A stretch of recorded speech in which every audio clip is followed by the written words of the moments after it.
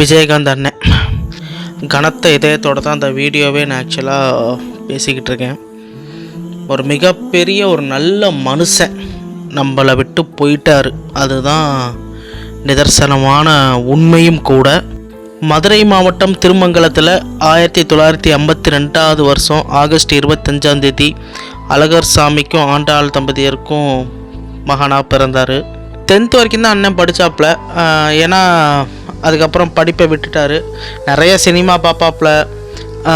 அப்பாவோட மனசை ரொம்ப சங்கடப்படுத்திக்கிட்டு இருந்தார். என்ன ரீசன் அப்படின்னு பார்த்தீங்க அப்படின்னா, ஃப்ரெண்ட்ஸுக்கு ஒன்றுனா இறங்கி இந்த ஊரை பசங்களெல்லாம் வம்புழுத்து இந்த மாதிரி சேட்டைகள்லாம் அண்ணன் பண்ணியிருக்காரு. ஸோ இதுதான் அப்பாவுக்கு மிகப்பெரிய ஒரு தர்ம சங்கடத்தை உண்டு பண்ணுச்சு. ஸோ அதனால் என்ன பண்ணுறாங்க அப்படின்னு பார்த்தீங்கன்னா, அவங்க அப்பா இதுக்கப்புறம் இப்படியே விட்டோம்னா நம்ம பையன் ஒரு மாதிரி ஆயிடுவான் அப்படின்னு சொல்லிட்டு ஒரு மில்லு வச்சு இதை நீ நிர்வாகம் பண்ணு அப்படின்னு சொல்லி அவங்க அப்பா ஒரு மில்லை ரெடி பண்ணி கொடுக்குறாப்புல.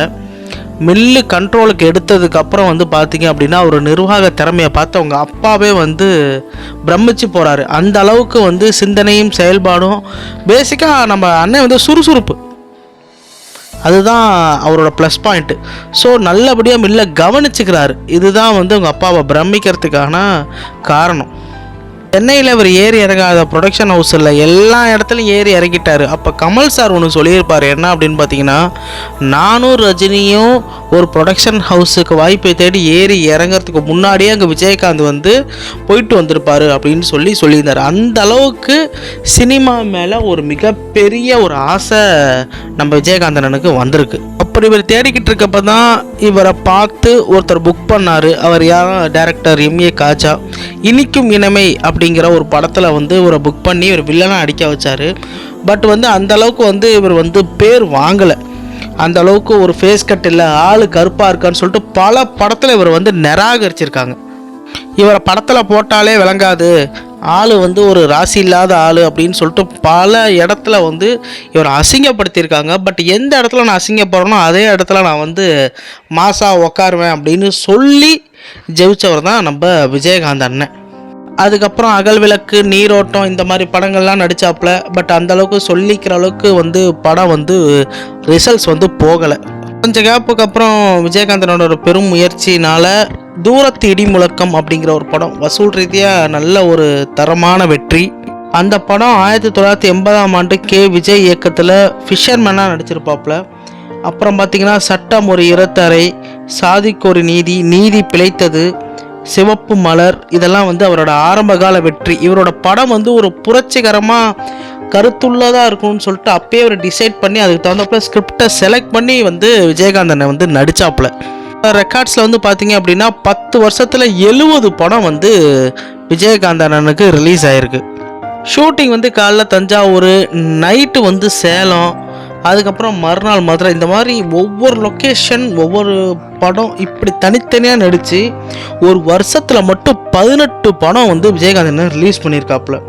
இன்னும் சொல்லணுன்னா இவர்கிட்ட படம் இல்லைன்னு தெரிஞ்சுக்கிட்டு ஒரு கட்டத்தில் இப்ராஹிம் ராவுத்தர்னு சொல்லிட்டு இவரோட ஃப்ரெண்டு ஒரு ப்ரொடக்ஷன் ஹவுஸே உண்டு பண்ணார். அந்த அளவுக்கு இவர் அவரோட ஒர்க்கில் ஒரு நல்ல தரமான மனிதர் அப்படிங்கிறதுக்கு ஒரு எடுத்துக்காட்டு. ஒரு ஃப்ரெண்ட்ஷிப்பையும் பாருங்கள். இவருக்காக ஒருத்தர் ப்ரொடக்ஷன் ஹவுஸ் ஓப்பன் பண்ணியிருக்காருன்னா அவர் எந்த அளவுக்கு ஒரு நல்ல மனுஷனை விஜயகாந்தனை சம்பாரிச்சிருக்கணும். விஜயகாந்தனை பற்றி இண்டஸ்ட்ரியில் இருக்கவங்க நிறைய பேர் சொல்லியிருக்க ஒரு விஷயம் என்னன்னு பார்த்தீங்கன்னா, இந்த சாப்பாடு விஷயம். நிறைய பேர் குட் கமெண்ட்ஸ் தான் கொடுத்துருக்காங்க. நிறைய பேர் சொல்லியிருக்காத போக எனக்கு ரொம்ப ஒரு பிடிச்ச லைன் ஒன்று இருக்குது. சத்யராஜ் சார் அவரை பற்றி ஒன்று சொல்லியிருப்பார். திரைத்துறையில் அள்ளி கொடுத்தவர் எம்ஜிஆர்னா அதை எங்களுக்கு சொல்லி கொடுத்தவர் விஜயகாந்த் அப்படின்னு சொல்லி சத்யராஜ் சார் ஸ்டேட்மெண்ட் கொடுக்குறாரு. பொதுவாக ஒரு நடிகரை பற்றி ஒரு நடிகர் மேக்சிமம் புகழ்ந்து பேசுகிறாங்க அப்படின்னா ஏதோ ஒரு விஷயம் இருக்கணும்ல. ஒருத்தவங்க பேசினா பரவாயில்ல, எல்லாருமே இண்டஸ்ட்ரியில் இருக்க எல்லாருமே சாப்பாட்டு விஷயத்தில் விஜயகாந்த் அடிச்சுக்க முடியாது. இப்படி தான் அண்ணனை பற்றி சொல்லிக்கிட்டு இருக்காங்க. ஸோ அப்போ அந்த கொடைவியல் பேசிக்காகவே அண்ணன்கிட்ட அது இருக்குது. 24 மணி நேரமும் விஜயகாந்த் சார் வீட்டில் சாப்பாடு கிடைக்கும் அப்படின்னு சொன்ன ஸ்டேட்மெண்ட் யாருன்னு பார்த்தீங்கன்னா காரணத்துக்குரியவர் ஆர்கே செல்வமணி சார் அவர்கள். ஏன்னா அவர் பார்த்தீங்கன்னா ஒரு லைவாகவே இதெல்லாம் பார்த்துட்டு ஆச்சரியப்பட்டிருக்காரு. இப்படி ஏதோ ஒரு நேரம் போகலாம், 2 நேரம் போகிறான், 24 மணி நேரமும். இப்போ நீங்கள் நைட்டு 2 மணிக்கு போனால் கூட அங்கே சாப்பாடு போடுவாங்களாம். இதெல்லாம் எனக்கு நடந்திருக்கு அப்படின்னு சொல்லியிருக்காரு. ரெண்டாவது, ராவுத்தர் ஃபிலிம் உலகம் வந்து யார் போனாலுமே சாப்பாடு, சினிமாக்காரங்க யார் போனாலுமே சாப்பாடு. அங்கே இருக்க அசிஸ்டன்ட் டைரக்டர்ஸாக இருக்கட்டும், இல்லை அங்கே ரொம்ப கஷ்டப்படுறவங்களாக இருக்கட்டும், அது வந்து ஒரு முகாம் மாதிரி வச்சு நடத்தியிருக்காங்க. அங்கே இருக்கிற இண்டஸ்ட்ரியலில் இருக்கிற ஆட்களை மதிக்க தெரிந்தவர் விஜயகாந்த் அண்ணன். 1965 இந்தி திணிப்பு போராட்டம் அண்ணன் ஒரு வயசு பையனாக இருக்கிறப்பே அவர் வந்து ஆரம்பிச்சிட்டாப்புல. அப்படி இருக்கிறப்ப இந்த ஈழப்பிரச்சனை போராட்டம் வந்து அவர் தலையில் வந்து ஒரு பெரிய ஒரு இடி விழுந்த மாதிரி இருக்குது. ஸோ 1984 இவரே வசூல் பண்ணி நன்கொடையும் கொடுத்து இந்த ஈழப்பிரச்சனை போராட்டத்துக்கு வந்து இவர் வந்து ஒரு சைடு வந்து ஃபண்டு ஒதுக்கி அங்கே இருக்கிறவங்களுக்கெல்லாம் ஹெல்ப் பண்ணியிருக்காரு. இந்த மாதிரி 1984 நடந்த போராட்டத்தில் தனது ரசிகர் மன்றத்தை கூப்பிட்டு, அரசியல் ஒரு பக்கம் அங்கே போய்கிட்டு இருக்கு, அவங்க வேலையை பார்த்துட்டு இருக்கப்ப தனது ரசிகர் மன்ற நிர்வாகிகளை அழைச்சி அதுக்கான ஹெல்ப்பை வந்து இவர் வந்து சூப்பராக பண்ணி கொடுத்துருக்காரு நம்ம அண்ணன். 1989 வந்து பல முகாம்கள் நடத்தி அதுக்கு உதவி பண்ணி நிறைய ஹெல்ப்ஸை வந்து அண்ணன் பண்ணியிருக்காரு. மருத்துவ உதவியாக இருக்கட்டும், கல்வி செலவாக இருக்கட்டும், இது மாதிரி நிறைய ஹெல்ப்ஸ் வந்து பண்ணியிருக்காரு. அவர் வந்து இந்த மாதிரி ஈழத்தில் பிரச்சனை நடக்குதுங்கிறப்ப பர்த்டே கேட்டு வந்து பர்த்டேவே எனக்கு வேண்டாம் அப்படின்னு சொல்லி செலிப்ரேஷனே பண்ணாமல் அறிக்கையும் விட்டார் நம்ம அண்ணன். இந்த அளவுக்கு நம்ம அண்ணன் வந்து தமிழ் மேலே பற்று கொண்டனால தான் அவர் வந்து பார்த்தீங்க அப்படின்னா தன்னோட பையனுக்கு வந்து பிரபாகரன் அப்படின்னு சொல்லிட்டு பேரே வச்சார். 1990 வந்து அண்ணன் கரெக்டாக மேரேஜ் பண்ணுறப்பலாம் நீங்கள் மதுரையை ஸ்தம்பிச்சிச்சுன்னு தான் சொல்லணும். அதாவது ஓப்பனாகவே ஒவ்வொரு விஷயத்தையும் பண்ணுவாப்புல. அந்த கல்யாணத்தில் வந்து பார்த்திங்கன்னா இளையராஜா கச்சேரி மதுரையில் நடந்துச்சு. அதில் வந்து நம்ம முன்னாள் திமுக தலைவர் கலைஞரையா தான் வந்து அதுக்கு தலைமை தாங்கினார்.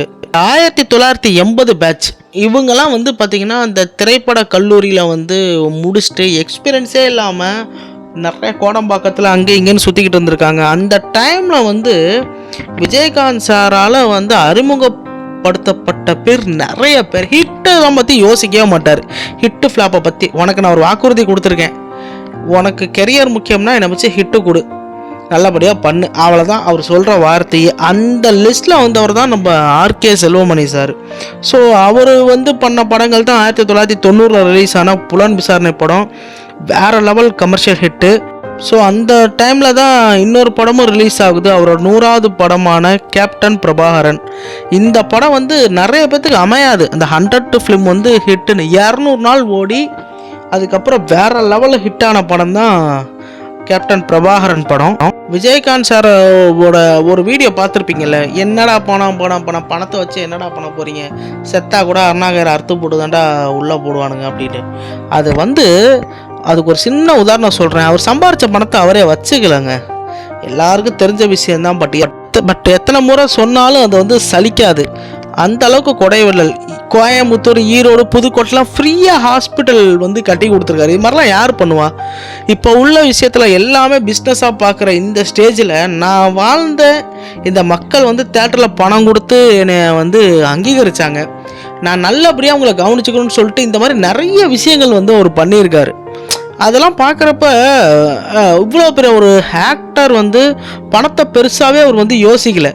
அவர் வந்து இந்த மனித நேயம் அப்படிங்கிற ஒரு விஷயத்தை மட்டும்தான் அவர் வந்து கண்டிப்பாக வந்து சொல்லி கொடுத்துட்டு போயிருக்காரு தான் நம்ம சொல்லணும். தன்னோட சொந்த காசில் தன்னோட ரசிகர் மன்றத்து மூலியமாக இதெல்லாம் கனெக்ட் பண்ணி வந்து பார்த்திங்கன்னா விதவை பெண்களுக்கு தையல் மிஷினு, மருத்துவ உதவி, அங்கே இருக்கிற பிள்ளைகளுக்கு வந்து படிப்பு செலவு, இந்த மாதிரி பண்ணிக்கிட்டு போயிட்டே இருக்கார் அண்ணன். இவரோட ரசிகர் மன்றத்தை வந்து மக்கள் மன்றமாக மாற்றின பெருமை வந்து நம்ம அண்ணனுக்கு தான் போய் சேரும். பாமர மக்களோட கனெக்ட் ஆகிற மாதிரி என்னென்ன விஷயம் பண்ணியிருக்காருன்னு பாருங்கள். கேப்டன் ஸ்போர்ட்ஸ் அகாடமி அப்படின்னு சொல்லி நடத்தி அதில் வந்து பிள்ளைகளுக்கு வந்து ஸ்போர்ட்ஸு கிட்டு வாங்கி கொடுக்கறது, இல்லை கேம் போகிறாங்க அப்படின்னா அதுக்கு வந்து ஸ்பான்சர் பண்ணுறது, அவங்க திறமையை ஊக்குவிச்சு ப்ரைஸ் கொடுக்கறது, இந்த மாதிரி பண்ணியிருக்காங்க. ஹேண்டிகேப்டுக்கு வந்து பார்த்திங்க அப்படின்னா அந்த பொருள் உதவி, அந்த மிஷின்ஸ்லாம் வாங்கி கொடுப்பாங்கள்ல, எனக்கு சரியாக சொல்ல தெரியல, அதெல்லாம் வந்து அண்ணன் பண்ணியிருக்காரு.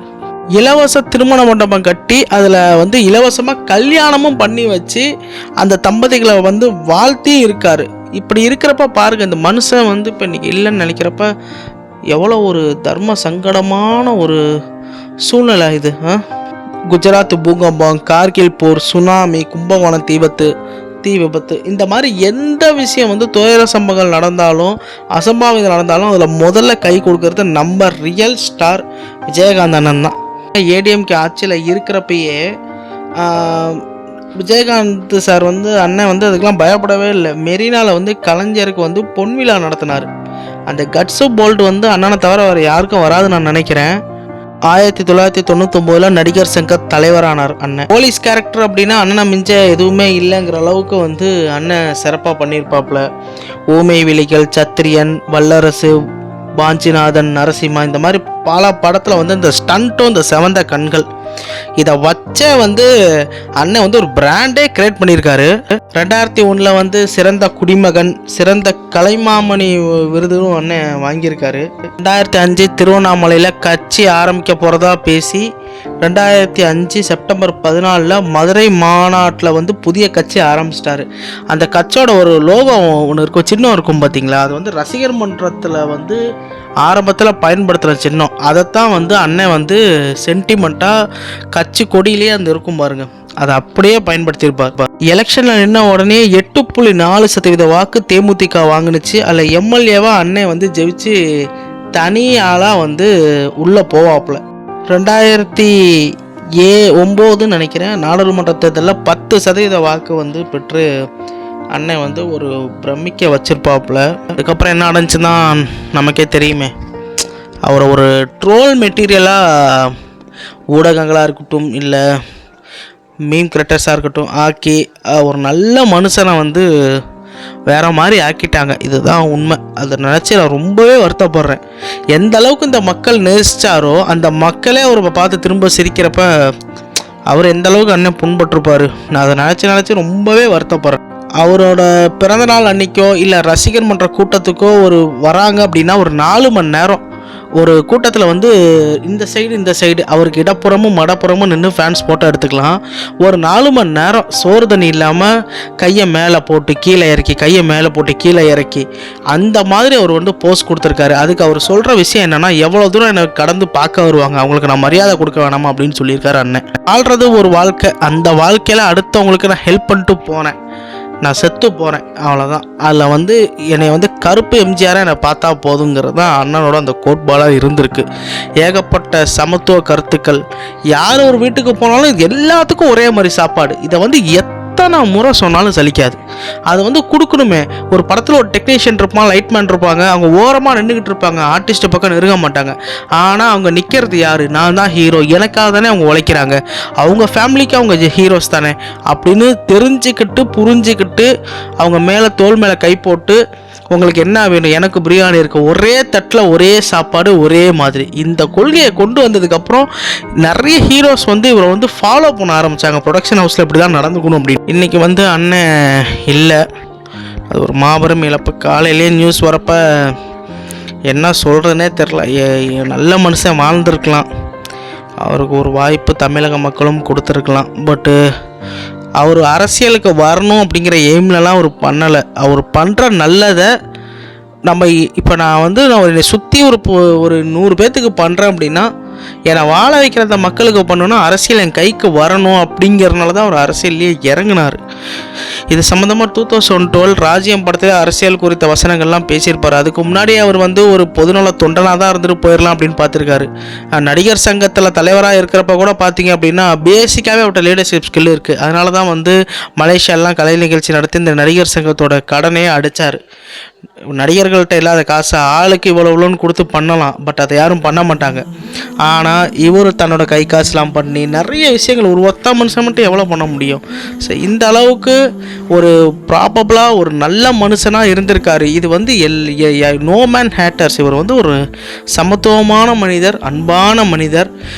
இவர் கோவப்படுற விஷயங்கள்லாம் பார்த்தீங்க அப்படின்னா இந்த மீடியாலெலாம் காமிச்சிருப்பாங்க, நாக்கை துருத்திக்கிட்டு. இதெல்லாம் உண்மையிலே சொல்லணும் அப்படின்னா அதை நினச்சிருந்தா அந்த டைமில் அவர் ரியாக்ட் பண்ணுறது தான். ஆனால் அவர் எத்தனை பேர் நல்லவங்கன்னு சொல்கிறாங்க, அதெல்லாம் நம்ம எல்லோரும் ஏற்றுக்கிறோம்ல.